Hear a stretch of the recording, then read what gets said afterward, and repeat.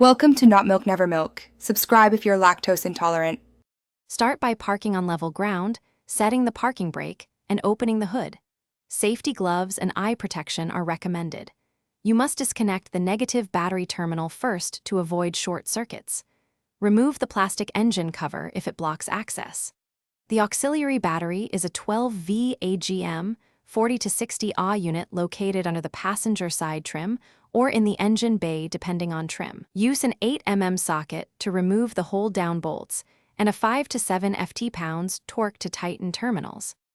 Before unplugging any wiring, label and photograph each connector before unplugging to ensure correct reassembly. This saves time later. Use an 8mm or 10mm wrench to loosen the clamp on the negative terminal, then the positive, to free the battery. Carefully remove any vent hoses or sensor plugs and unbolt the hold-down bracket. Lift the battery straight up using both hands.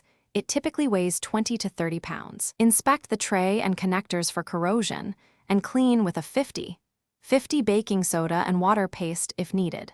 Place the new battery in the tray so terminal orientation matches the old battery. Install any insulating covers. Install the hold-down bracket and torque the hold down to the manufacturer specification.